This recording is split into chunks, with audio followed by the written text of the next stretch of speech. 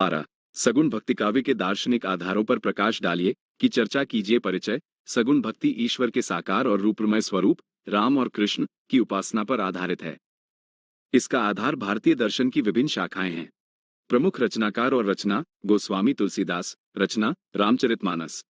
10 मुख्य बिंदु। विशिष्टाद्वैतवाद रामानुजाचार्य का दर्शन जो जीव और जगत को ब्रह्म का अंश मानते हुए भक्ति को महत्व देता है। शुद्धाद्वैतवाद वल्लभाचार्य का दर्शन जिसने पुष्टिमार्ग ईश्वर की कृपा के माध्यम से कृष्ण भक्ति को लोकप्रिय बनाया। द्वैतवाद मध्वाचार्य का दर्शन जो ईश्वर और जीव के बीच सेवक स्वामी का संबंध मानता है। द्वैताद्वैतवाद निम्बाकाचार्य का मत जो भेद और अभेद दोनों को स्वीकार करते हुए राधा कृष्ण की युगल उपासना पर बल देता है। अवतारवाद यह विश्वास की धर्म की रक्षा के लिए ईश्वर मनुष्य रूप में जन्म लेते हैं। लीलावाद ईश्वर की क्रीड़ाओं और बाल लीलाओं को भक्ति का आलंबन और माध्यम बनाना। शरणागति भक्त का स्वयं को पूरी तरह भगवान के चरणों में समर्पित कर देने का भाव। सगुण निर्गुण एकत्व निर्गुण ब्रह्म को ही भक्तों के प्रेम के कारण सगुण रूप धारण करते हुए दिखाना। पुराणों का प्रभाव भागवत पुराण और रामायण को इन दार्शनिक मतों का मुख्य उपजीव्य ग्रंथ माना गया। संसार की सत्यता निर्गुण के विपरीत सगुण दार्शनिक संसार को मिथ्या नहीं बल्कि ईश्वर की रचना मानते हैं। संबंधित साहित्य अविगत गति कछु कहत न आवे। सूरदास। निष्कर्ष सगुण भक्ति के दार्शनिक आधारों ने अध्यात्म को मंदिरों और ग्रंथों से निकालकर लोक जीवन और मानवीय भावों तक पहुंचाया। प्रश्न 13 भक्ति काव्य की विशेषताएं सामान्य विशेषताएं बताइए का विवेचन कीजिए। परिचय। भक्तिकाल को हिंदी साहित्य का स्वर्ण युग कहा जाता है।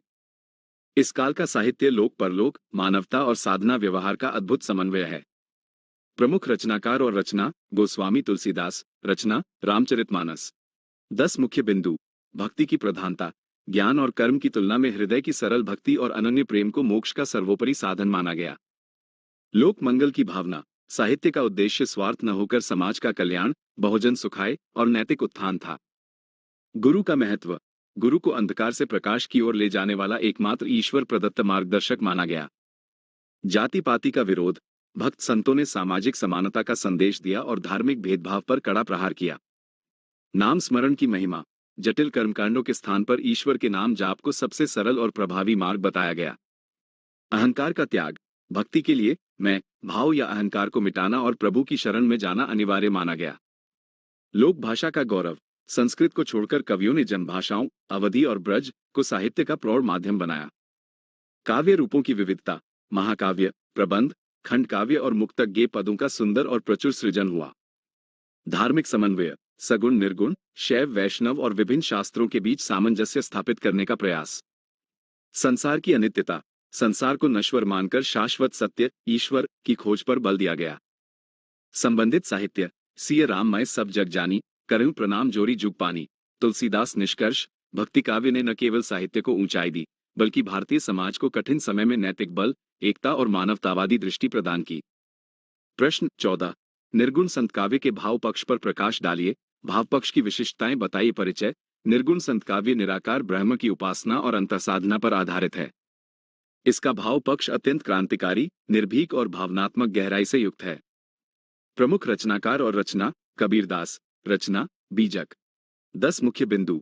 निराकार उपासना ईश्वर का कोई रूप या आकार नहीं है वह कण कण में व्याप्त है। रहस्यवादी भावना आत्मा और परमात्मा के मिलन की गूढ़ और गुप्त अनुभूतियों का रहस्यात्मक वर्णन। विरह की व्याकुलता निराकार ईश्वर प्रियतम से मिलने के लिए विरहिणी आत्मा की तड़प का मार्मिक चित्रण। निर्भयता समाज की कुरीतियों पाखंडों और सत्ता के सामने निडर होकर सत्य बोलने का क्रांतिकारी साहस। प्रेम की अनिवार्यता शुष्क ज्ञान के स्थान पर ढाई आखर प्रेम को ही ईश्वर प्राप्ति का मुख्य आधार मानना। समानता का भाव ऊंच नीच छुआछूत और धार्मिक भेदभाव का पूर्ण निषेध मानवतावादी दृष्टिकोण। आत्मबोध ईश्वर को बाहर मंदिरों में ढूंढने के बजाय अपने भीतर खोजने का संदेश। करुणा और दया सभी प्राणियों के प्रति अहिंसा संवेदनशीलता और दया का भाव। सांसारिकता से विरक्ति मोह माया और संसार को क्षणभंगुर मानकर ईश्वर भक्ति की ओर प्रेरित करना। गुरु का महत्व ईश्वर से भी ऊंचा स्थान गुरु को दिया गया है क्योंकि वही मार्ग दिखाता है। संबंधित साहित्य मसी कागज छुयो नहीं कलम गहियो नहीं हाथ कबीर का ज्ञान आत्मानुभव पर आधारित था। निष्कर्ष निर्गुण संत काव्य का भाव पक्ष मनुष्य को रूढ़ियों से मुक्त कर सीधे ईश्वर प्रेम और मानवता से जोड़ता है। प्रश्न 15 रीति का अर्थ स्पष्ट करते हुए रीतिकालीन परिस्थितियों पर प्रकाश डालिए अथवा रीतिकालीन परिस्थितियों पर प्रकाश डालिए अथवा रीतिकालीन राजनीतिक और सांस्कृतिक परिस्थितियों की विवेचना कीजिए। परिचय। रीतिकाल हिंदी साहित्य का वह समय 17वीं से 19वीं शताब्दी है जब कवियों का ध्यान काव्य शास्त्रीय नियमों और कलात्मक प्रदर्शन पर अधिक रहा। रीति यहाँ पद्धति या शैली का पर्याय है। प्रमुख रचनाकार और रचना। केशवदास। रचना कविप्रिया, रसिक प्रिया। 10 मुख्य बिंदु। रीति का अर्थ। रीति का शाब्दिक अर्थ मार्ग या पद्धति है। साहित्य में इसका अर्थ काव्य लक्षणों, रस, अलंकार के अनुसार रचना करना है। राजनीतिक परिस्थिति। मुगलों का पतन शुरू हो गया था और छोटे छोटे विलासी सामंतों व राजाओं का उदय हुआ जो आपसी संघर्षों में लगे थे। सामाजिक परिस्थिति। समाज में घोर नैतिक पतन था। नारी को केवल उपभोग और सौंदर्य की वस्तु, कामिनी माना जाता था। सांस्कृतिक परिस्थिति। कलाओं, संगीत, चित्रकला का विकास तो हुआ, लेकिन वे केवल दरबारी प्रदर्शन और विलासिता तक सीमित रहीं। राज्याश्रय। कवि अपनी आजीविका के लिए राजाओं पर निर्भर थे, इसलिए उनकी अतिशयोक्तिपूर्ण प्रशंसा करना उनकी मजबूरी थी। प्रदर्शन की प्रवृत्ति। कवियों में पांडित्य, चमत्कार और अपनी काव्य विद्वत्ता दिखाने की होड़ थी। श्रृंगारिकता। विलासी दरबारी वातावरण के कारण श्रृंगार रस इस काल का मुख्य वर्ण्य विषय बना। धार्मिकता का ढोंग। राधा और कृष्ण को भक्ति के बजाय केवल विलास और मनोरंजन के पात्रों के रूप में चित्रित किया गया। ईरानी संस्कृति का प्रभाव। मुगलों के कारण दरबारी शिष्टाचार, वेशभूषा और कला पर फारसी, ईरानी संस्कृति का गहरा असर था। जनजीवन की उपेक्षा। साहित्य और कला केवल महलों तक सीमित थी। आम जनता अशिक्षित थी और उनके दुख दर्द से कवियों का सरोकार नहीं था। संबंधित साहित्य। आगे के सुकवि रीझे हैं तो कविताएं, न तो राधिका कन्हाई सुमिरन को बहानो है। निष्कर्ष। रीतिकालीन परिस्थितियां सामंती विलासिता और दरबारी वैभव की उपज थी, जिससे साहित्य अत्यधिक कलात्मक और श्रृंगारिक तो बना, परंतु लोक जीवन से दूर हो गया। प्रश्न 16। प्रमुख रीतिसिद्ध कवि तथा उनकी रचनाओं का परिचय दीजिए अथवा रीतिसिद्ध कवियों के वर्ण्य विषयों पर प्रकाश डालिए। उदाहरण सहित प्रकाश डालिए। परिचय। रीतिसिद्ध वे कवि हैं जिन्होंने काव्य शास्त्रीय लक्षण ग्रंथ तो नहीं लिखे, लेकिन उनकी रचनाओं में रीति, नियमों का पूर्ण पालन अपने आप सिद्ध हो गया है। प्रमुख रचनाकार और रचना। बिहारी लाल। रचना बिहारी सतसई। 10 मुख्य बिंदु। नियमों की जानकारी। ये कवि काव्य शास्त्र के पूर्ण ज्ञाता थे, पर इन्होंने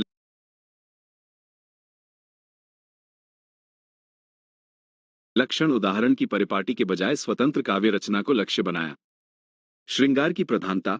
नायक नायिका के सौंदर्य और प्रेम क्रीड़ाओं का अत्यंत सूक्ष्म, बारीक और सुंदर चित्रण। गागर में सागर। बिहारी ने दोहा जैसे छोटे छंद में व्यापक और गंभीर अर्थ भरने की अद्भुत कला का परिचय दिया। नायिका भेद। नायिकाओं की विभिन्न मुद्राओं, अवस्थाओं और शास्त्रीय भेदों का सूक्ष्म चित्रण। अलंकार प्रियता। उपमा, रूपक और विशेषकर अतिशयोक्ति अलंकारों का बहुत ही चमत्कारिक प्रयोग। नखशिख वर्णन। नायिका के शरीर के अंगों के सौंदर्य का पैर से लेकर सिर तक विस्तारपूर्वक वर्णन। नीति और ज्ञान।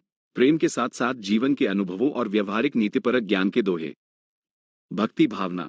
श्रृंगार के बीच कहीं कहीं राधा कृष्ण के प्रति सच्ची श्रद्धा और भक्ति के पद। ब्रजभाषा का वैभव। अत्यंत परिष्कृत, सजीव, मधुर और मुहावरेदार ब्रजभाषा का प्रयोग। राज प्रशस्ति। अपने आश्रयदाताओं जैसे राजा जयसिंह की वीरता और वैभव का गान। संबंधित साहित्य। सतसैया के दोहरे, जो नाविक के तीर। देखन में छोटे लगे, घाव करें गंभीर। निष्कर्ष। रीतिसिद्ध कवियों ने काव्य शास्त्रीय मर्यादा को अपनी प्रतिभा और कलात्मक संतुलन के साथ जोड़कर हिंदी साहित्य को उत्कृष्ट कृतियां प्रदान की। प्रश्न 17। आदिकाल के नामकरण की समस्या पर विचार कीजिए। परिचय। हिंदी साहित्य के प्रारंभिक काल का नामकरण विद्वानों के बीच सबसे अधिक विवादास्पद रहा है क्योंकि विभिन्न इतिहासकारों ने इसे अपनी दृष्टि से देखा है। प्रमुख विद्वान आचार्य रामचंद्र शुक्ल और हजारी प्रसाद द्विवेदी। 10 मुख्य बिंदु। चारण काल। जॉर्ज ग्रियर्सन ने राजाओं की स्तुति करने वाले चारण कवियों के आधार पर यह नाम दिया। वीरगाथा काल।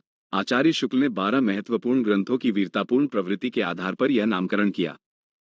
आदिकाल। हजारी प्रसाद द्विवेदी ने इसे भाषाई और साहित्यिक शुरुआत का काल मानते हुए आदिकाल कहा, जो अब सर्वमान्य है। सिद्ध सामंत काल।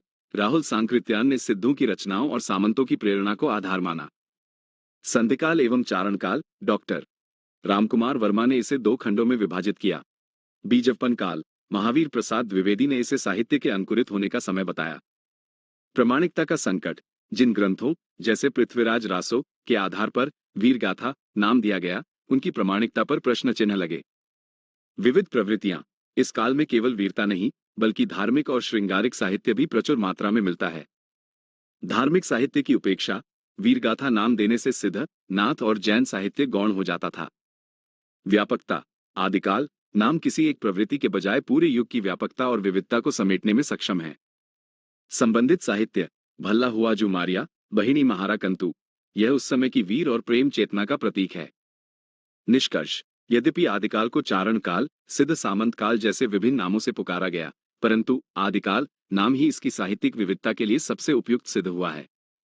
प्रश्न 18 निर्गुण काव्यधारा के अभिव्यंजना पक्ष का उदाहरण सहित विवेचन कीजिए अथवा निर्गुण संत काव्य के अभिव्यंजना पक्ष की विशेषताएं बताइए। परिचय निर्गुण काव्यधारा संत और सूफी का अभिव्यंजना पक्ष उनकी विशिष्ट शैली, प्रतीकों और जटिल दर्शन को सरल भाषा में व्यक्त करने की क्षमता के कारण बहुत सशक्त है। प्रमुख रचनाकार और रचना कबीरदास। रचना बीजक। 10 मुख्य बिंदु सदुक्कड़ी भाषा। संतों ने लोक भाषाओं राजस्थानी, पंजाबी, ब्रज के मिश्रण से एक नई व्यवहारिक सदुक्कड़ी शैली विकसित की।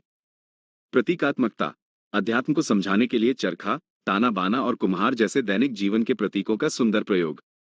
उल्ट बांसियां असाधारण और विरोधाभासी कथनों के माध्यम से गूढ़ रहस्यों का प्रकटीकरण किया गया। रूपकों का प्रयोग आत्मा को बहुरिया और परमात्मा को दूल्हा के रूप में चित्रित कर भाव व्यक्त किए गए। अन्युक्ति शैली अप्रत्यक्ष रूप से समाज की बुराइयों और धार्मिक रूढ़ियों पर प्रहार किया गया। गेयता इनके पद गाने योग्य भजन शैली में रचे गए हैं, जिससे ये जन जन तक पहुंचे। सहज और सरल शैली किसी कृत्रिम अलंकार या पांडित्य प्रदर्शन के बजाय सीधे दिल को छूने वाली सादगीपूर्ण बात। व्यंग्यात्मकता कबीर के यहाँ समाज के पाखंडों और आडंबरों पर अत्यंत तीखा और सीधा व्यंग्य मिलता है। छंद प्रयोग मुख्य रूप से साखी, दोहा और पदों का सरल काव्य रूप अपनाया गया। ध्वन्यात्मकता भाषा में एक विशेष प्रकार का नाद और प्रभाव है जो श्रोता को सीधे प्रभावित करता है। संबंधित साहित्य कबीरा खड़ा बाजार में ली लुकाठी हाथ, जो घर जा रहा अपना चले हमारे साथ। निष्कर्ष निर्गुण काव्य का अभिव्यंजना पक्ष उसकी सादगी, कृत्रिमता से मुक्ति और मारक क्षमता के कारण हिंदी साहित्य में बेजोड़ है। प्रश्न 19 प्रेम काव्य परंपरा सूफी काव्य का परिचय दीजिए अथवा निर्गुण प्रेम काव्य परंपरा का परिचय प्रस्तुत कीजिए। परिचय मध्यकाल में सूफी कवियों द्वारा रचित प्रेम काव्य परंपरा ने भारतीय लोक कथाओं और फारसी मसनवी शैली का समन्वय कर एक नई मानवीय धारा प्रवाहित की। प्रमुख रचनाकार और रचना मलिक मोहम्मद जायसी। रचना पद्मावत। 10 मुख्य बिंदु प्रेम की प्रधानता ईश्वर की प्राप्ति का एकमात्र साधन प्रेम इश्क को माना गया। मसनवी शैली कहानी की शुरुआत में ईश स्तुति, ईश्वर, पैगंबर और तत्कालीन शाहे वक्त की प्रशंसा की जाती है। लोक कथाओं का आधार भारतीय ऐतिहासिक या काल्पनिक लोक कथाओं को काव्य का आधार और आध्यात्मिक रूप दिया गया। विरह वर्णन जायसी का विरह वर्णन नागमती वियोग हिंदी साहित्य की अत्यंत मर्मस्पर्शी और अद्वितीय निधि है। प्रतीकात्मकता नायक रत्नसेन, आत्मा का और नायिका पद्मावती परमात्मा का प्रतीक मानी गई है। अवधी भाषा ग्रामीण और ठेठ अवधि का बहुत ही रसमय, मीठा और मधुर प्रयोग किया गया। दोहा चौपाई शैली प्रबंध रचना के लिए इस विशिष्ट शैली का बहुत सफल प्रयोग किया गया। सांस्कृतिक समन्वय हिंदू लोक संस्कृति, त्योहारों, रीति रिवाजों और मान्यताओं का बहुत सुंदर सजीव चित्रण। शैतान माया साधना के मार्ग में आने वाली बाधाओं को माया या शैतान का रूप दिया गया। अलौकिक प्रेम लौकिक प्रेम कथा के माध्यम से अलौकिक आध्यात्मिक सत्य का उद्घाटन करना मुख्य लक्ष्य रहा। संबंधित साहित्य मानुस प्रेम भयो बैकुंठी, नाही तक आछार भरी मुठी। निष्कर्ष प्रेम काव्य परंपरा ने प्रेम के माध्यम से धार्मिक कट्टरता को कम कर मानवीय संवेदनाओं को स्थापित किया और संस्कृतियों के बीच सेतु का कार्य किया।